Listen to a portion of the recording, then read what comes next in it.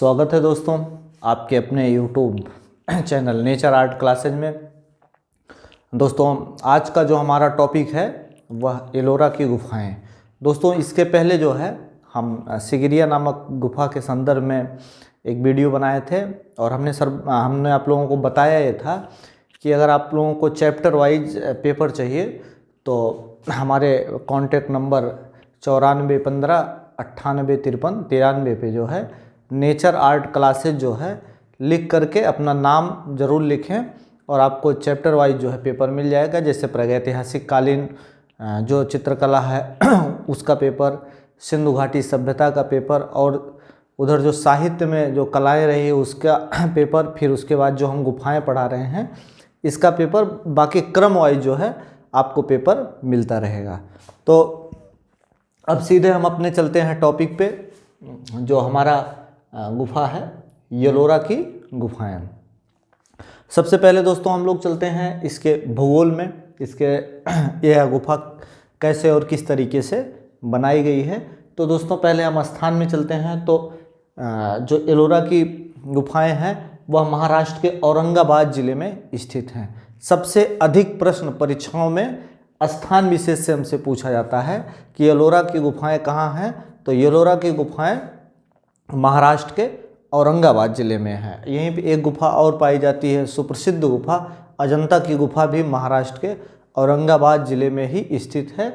उसी प्रकार एलोरा की भी गुफा महाराष्ट्र के औरंगाबाद जिले में ही स्थित है। फिर दोस्तों हम आते हैं इसका प्राचीन नाम बेरुल है।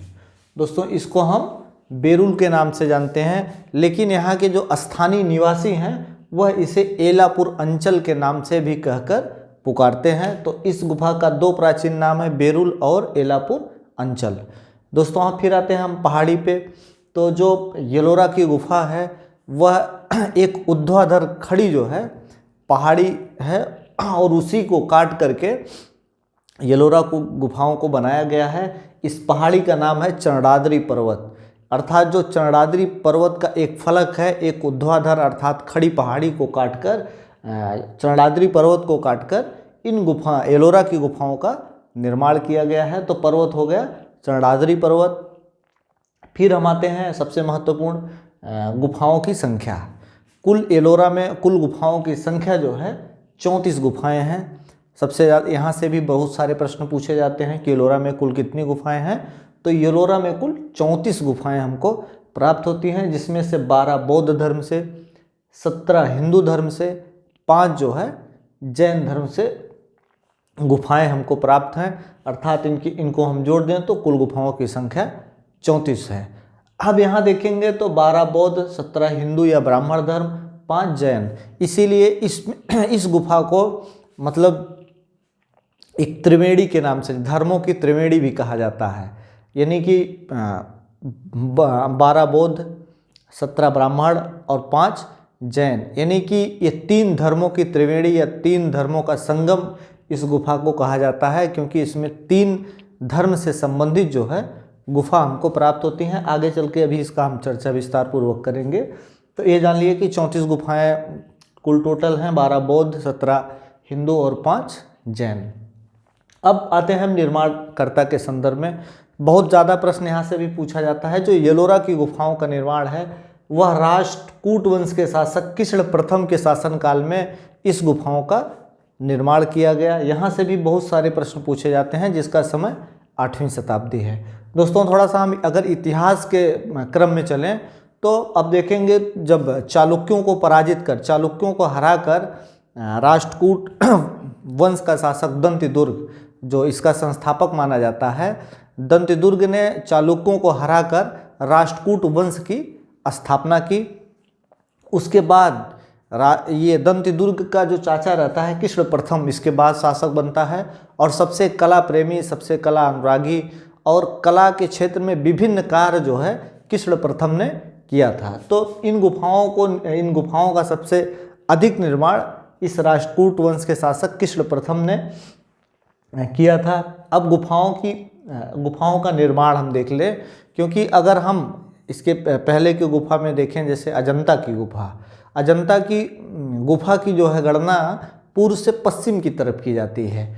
लेकिन यहाँ पे दो टाइप का कॉन्सेप्ट है। यहाँ पे देखेंगे कि तो जो गुफाओं का निर्माण किया गया वह उत्तर से दक्षिण की तरफ किया गया, लेकिन यहाँ पे चित्रों और मूर्तियों का निर्माण ठीक इसके विपरीत किया गया, अर्थात दक्षिण से उत्तर की दिशा में इन चित्र और मूर्तियों का निर्माण कराया गया। तो दोस्तों गुफाओं का निर्माण के अगर बात आएगी तो उत्तर से दक्षिण, अगर चित्र और मूर्ति बनाने की बात आएगी तो ठीक इसके विपरीत है, दक्षिण से उत्तर की दिशा में। दोस्तों यह गुफा अपने आप में एक प्रसिद्ध गुफा रही भारत की, और इसी नाते जो है यूनेस्को की विश्व विरासत सूची में 1983 ईस्वी में इसको शामिल किया गया। तो दोस्तों देखेंगे गुफाओं के में अगर तो उधर प्रागैतिहासिक काल में भीमबेटका की गुफा है, और इधर हम और आते हैं अपने उत्तर काल में तो अजंता की गुफा भी 1983 ईस्वी में यूनेस्को की विश्व विरासत सूची में शामिल है। उसी प्रकार 1983 ईस्वी में येलोरा की गुफा को भी यूनेस्को की विश्व विरासत सूची में शामिल किया गया। तो दोस्तों यूनेस्को हो गया। फिर अब हम थोड़ा सा जो गुफाएं हैं इसके विस्तार के संदर्भ में चलेंगे, और जो महत्वपूर्ण गुफाएं हैं उसी की चर्चा हम करेंगे। जो हमारे किताबों में जो चीज़ें मिलती हैं उसी के अनुरूप हम चर्चा करेंगे। अब इसमें 12 बौद्ध गुफाएं हैं जो 1 से लेके 12 तक, जो जिनकी गणना है 1 से लेके 12 तक, और जो येलोरा में जो बौद्ध धर्म से संबंधित 1 से लेके 12 तक की गुफाएं हैं उसमें अलंकरण और चित्रों से यह गुफा बहुत सुसज्जित गुफा रही। लेकिन जो है यहाँ की चट्टानें बहुत भुरभुरी होने के कारण यहाँ के चित्र जल्दी नष्ट हो गए, इसलिए चित्र का हमको उल्लेख कम मिलता है। और बौद्ध धर्म के साथ साथ अन्य धर्म से भी संबंधित यहाँ पे हमको मूर्तियाँ प्राप्त होती हैं। और ओवरऑल देखेंगे तो येलोरा अपने मूर्तिकला के लिए ही प्रसिद्ध है। अब आते हैं तो अब जो 1 से लेके 12 तक जो महत्वपूर्ण गुफा संख्या 6 है। अब 6 में कौन कौन सी मूर्ति हमको प्राप्त होती है, इसमें से महत्वपूर्ण मूर्ति है सरस्वती देवी की प्रतिमा। ठीक, पहली मूर्ति सरस्वती देवी की प्रतिमा। इसके दूसरे क्रम में आते हैं तो 7 मानस बुद्ध की प्रतिमाएं बोधि वृक्ष के साथ, अर्थात बोधि वृक्ष के जो है नीचे 7 मानस बुद्धों को जो है मूर्ति के माध्यम से दर्शाया गया है, जो गुफा संख्या 6 से प्राप्त होता है। दोस्तों इसी के क्रम में तीसरी मूर्ति है अवलोकितेश्वर पद्मपाणि की प्रतिमा। अवलोकितेश्वर पद्मपाणि का दोस्तों जो चित्र है वह हमको अजंता की गुफा संख्या 1 से प्राप्त होता है, लेकिन मूर्ति जो है येलोरा की गुफा संख्या 6 से हमको प्राप्त होती है। तो ये 3 महत्वपूर्ण जो है मूर्तियाँ रही। अब गुफा संख्या 6 के क्रम में हम आगे थोड़ा सा बढ़ते हैं तो गुफा संख्या 10 में आते हैं। 1 से 12 तक में गुफा संख्या 10 बहुत महत्वपूर्ण है। यह येलोरा में एकमात्र जो है चैत्य गुफा है। दोस्तों जब हम बौद्ध धर्म का वीडियो बनाए थे तो उसमें चैत्य और विहार आप लोगों को बताए थे कि चैत्य क्या होता है। चैत्य वह होता है कि जो बौद्ध भिक्षुओं का पूजा स्थल होता था, और जो विहार होता था उनके रहने का स्थान होता था। तो यह येलोरा में गुफा संख्या 10 एकमात्र चैत्य गुफा है जो विश्वकर्मा को समर्पित है। दोस्तों विश्वकर्मा जो मुख्यतः आप लोग जानते हैं कि इनको शिल्प और स्थापत्य कला का देवता भी कहा जाता है। तो यहीं से गुफा संख्या येलोरा की गुफा संख्या 10 से इनका उल्लेख प्राप्त होता है। और फिर इसी के क्रम में हम आगे बढ़ेंगे तो 17 जो है हिंदू धर्म या ब्राह्मण धर्म से संबंधित जो है गुफाएं हमको प्राप्त होती हैं। तो दोस्तों 17 हिंदू धर्म या ब्राह्मण धर्म से बहुत महत्वपूर्ण जो है यह गुफाएं हैं। जो 17 गुफाएं हमको प्राप्त होती हैं, जिसकी गणना 13 से लेके 29 तक की जाती है। इसमें गुफा संख्या 14, गुफा संख्या 15, गुफा संख्या 16 बहुत महत्वपूर्ण ये 3 गुफाएं हैं। अब हम गुफा संख्या 14 की चर्चा करेंगे। सबसे पहले 13 से लेके 29 तक ये 3 गुफाओं में 14, 15, 16 ये 3 गुफाओं में सबसे अधिक हमको मूर्तियाँ मिलती हैं। जिसमें गुफा संख्या 14 में देखेंगे तो रावण की खाई या रावणा अनुग्रह, यानी कि एक बार जो है रावण स्वप्न में जो है एक चंद्र ग्रहण लगता है और एक खाई में गिरते हुए उसको प्रतीत होता है, जिसकी मूर्ति जो है बखूबी गुफा संख्या 14 में दर्शाई गई है और यहीं से रावण की खाई नामक मूर्ति हमको प्राप्त होती है। इसी के क्रम में दूसरी जो मूर्ति है गणेश सहित महिषासुर मर्दनी। महिषासुर मर्दनी का मतलब है कि जो आराध्य देवी हैं दुर्गा, महिषासुर का वध करते हुए एक मूर्ति जो है इस एलोरा की गुफा संख्या 14 में दर्शाई गई है, जिसके बगल में गणेश की भी प्रतिमा है। ये मूर्ति एक ही में है, गणेश और महिषासुर मर्दनी की जो मूर्ति है एक ही शैलखंड में बनाई गई है। तो उसी मूर्ति को गणेश सहित महिषासुर मर्दनी के नाम से जानते हैं, जो गुफा संख्या 14 से प्राप्त होता है। इसी के क्रम में गज लक्ष्मी। दोस्तों एक जो है एक ही फलक पे यह मूर्ति बनाई गई है, गज लक्ष्मी। गज अर्थात हाथी, यानी कि लक्ष्मी जी का स्वागत करते हाथी को दर्शाया गया है। इस मूर्ति को हम गज लक्ष्मी के नाम से जानते हैं। मित्रों अगला जो रहा गंगा यमुना की मूर्ति।